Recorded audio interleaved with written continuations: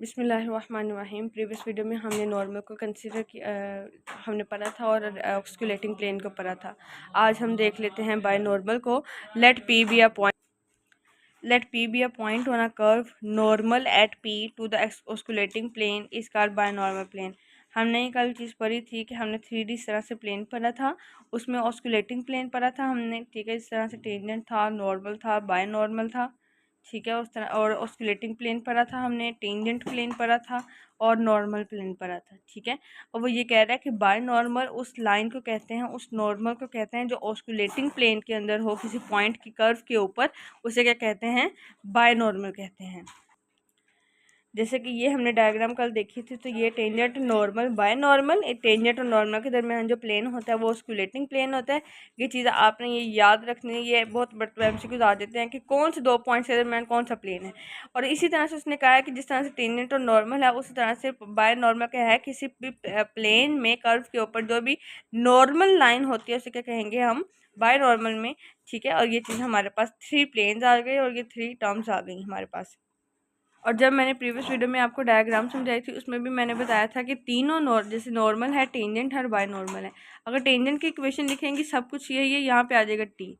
Normal की definition equation लिखेंगी तो ये सब कुछ ऐसे ही आ जाएगा, यहाँ पे आएगा बी। और अगर बाय नॉर्मल की लिखेंगे तो यहाँ पे आ जाएगा बी, बाकी R plus R is plus capital R is equals to R plus mu B. Mu यहाँ पे कोई भी रियल नंबर है, बी यहाँ पे बाय नॉर्मल है और आर यहाँ पे पोजीशन वेक्टर है, और बी यानी कि इसको हम बाय नॉर्मल को बी से डिनोट करते हैं। यहाँ पे एक MCQ के तौर पे एक चीज़ लिखी गई है,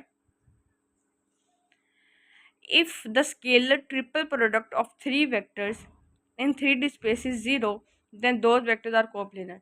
प्रीवियस वीडियो में मैंने आपको इक्वेशन ऑफ ऑस्कुलेटिंग प्लेन करवाई थी, वहाँ पे मैंने कोप्लानैरिटी की बात की थी। और कोप्लानैरिटी के लिए मैंने ये भी बताया था कि अगर कोई भी 3 टर्म्स, 3 वेक्टर्स, उनका स्केलर ट्रिपल प्रोडक्ट 0 हो जाए तो वो कोप्लेनर होती हैं। तो यही MCQ यहाँ पे लिखा गया है। रिमार्क की बात की जाए तो टेंजेंट और नॉर्मल एक दूसरे के परपेंडिकुलर होते हैं और ऑस्कुलेटिंग प्लेन में जहाँ पे बी है। फॉर एग्जांपल, ये तो हमें पता है ना, जैसे XY Z एक दूसरे के परपेंडिकुलर है, सेम वैसे ही T B और N भी एक तीनों एक दूसरे के नॉर्मल हैं, ठीक है, ऑस्कुलेटिंग प्लेन में। तो यहाँ पे क्या है कि बाय नॉर्मल क्या है, परपेंडिकुलर किसके है? ऑस्कुलेटिंग प्लेन पे, क्योंकि हमारे पास टी और एन के दरमियान में होता है ऑस्कुलेटिंग प्लेन। इसका मतलब है बाय नॉर्मल किसके परपेंडिकुलर है? ऑस्कुलेटिंग प्लेन के परपेंडिकुलर है। Therefore T and B are perpendicular to each other. ये बात सिंपल सी है कि अगर टी और एन एक दूसरे के परपेंडिकुलर है और इन दोनों के दरमियान ऑस्कुलेटिंग प्लेन है और उस ऑस्कुलेटिंग प्लेन के ऊपर बी जो है वो नॉर्मल है, देन इट्स मीन्स के तीनों वेक्टर्स कोप्लेनर हैं।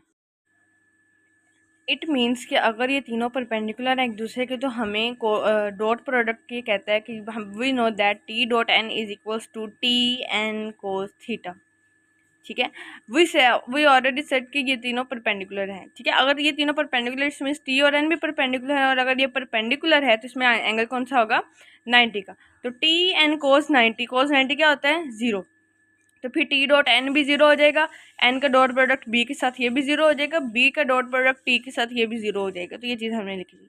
अगर इन्हीं तीनों टर्म्स को हम क्रॉस प्रोडक्ट की फॉर्म में लिखें तो वही नो डैट कि हम जब दो टर्म्स को जो दोनों परपेंडिकुलर हों उनको जब क्रॉस प्रोडक्ट लेते हैं तो वो जो थर्ड टर्म मिसिंग होती है वो आती है रिस्पॉन्स में, आंसर में।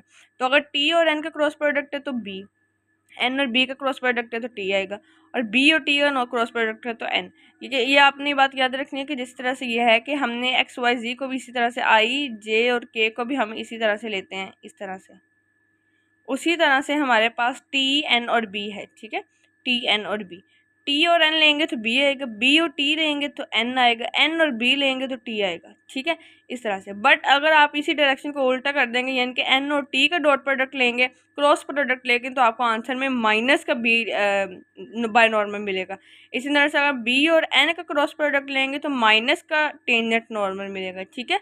तो वो इस तरीके से हम आ जाएगा। अब इसी तरह अब अगर हमने बाय नॉर्मल पढ़ लिया है, अब बात कर लेते हैं इक्वेशन ऑफ बाय नॉर्मल की। इसी तरह से जैसे हमने पीछे ऑस्कुलेटिंग प्लेन और इक्वेशन ऑफ ऑस्कुलेटिंग प्लेन पढ़ लिया था, तो बाय नॉर्मल की इक्वेशन के लिए सबसे पहले मैंने आपको बताया, तो हमने ऊपर लिखी capital R is equals to position vector R plus mu B.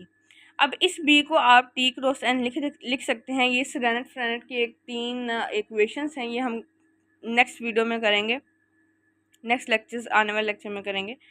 अब आर के डबल डेरिवेटिव हमने क्या लिखा है, प्रूफ किया था के एन। यहाँ से अगर एन की वैल्यू निकालें तो क्या आ जाएगा, R double derivative divided by K. तो मैंने यहाँ पे अगर टी क्रॉस एन लिख दिया, और ये अगर चीज़ आप ना भी लिखें, वो फॉर्मूला अगर हम ना भी करें, तो हमने अभी तो क्रॉस प्रोडक्ट में पढ़ा कि बी इक्वल होता है टी क्रॉस एन के। तो मैंने बी की जगह पे लिख दिया टी क्रॉस एन, और एन की जगह पे यहाँ से वैल्यू पुट कर दी R double derivative divided by K. तो यहाँ पे हमारे पास आ गया capital R is equal to mu, क्योंकि कांस्टेंट और के भी कांस्टेंट, उन दोनों को बाहर निकाल दिया, अंदर आ गया T tangent multiply by R double derivative. We know that R single derivative होता है सिंपल टी की, आर डबल डेरिवेटिव होता है टी का डेरिवेटिव। तो अब मैंने यहाँ पे, क्योंकि ये भी आर की टर्म है, ये भी आर की टर्म है, तो मैं इसको टी को अभी आर में कन्वर्ट करना चाह रही हूँ। उसके लिए मैंने लिख दिया टी इज इक्वल, टी होता है we know T is equal to R derivative, उसकी जहाँ पे मैंने आर डेरिवेटिव लिख दिया। तो R position vector plus V, ये भी कांस्टेंट है, ये भी कांस्टेंट है, उन दोनों को डिवाइड करने से भी कांस्टेंट आएगा। इसकी एग्जांपल मैं आपको इस तरह से दूंगी, दो नंबर्स को डिवाइड करेंगे, आपके पास कोई अल्फ़ाबेटिक या अल्फ़ा न्यूमेरिकल वैल्यू नहीं आएगी, आपके पास अगेन कोई एक नंबर ही आएगा।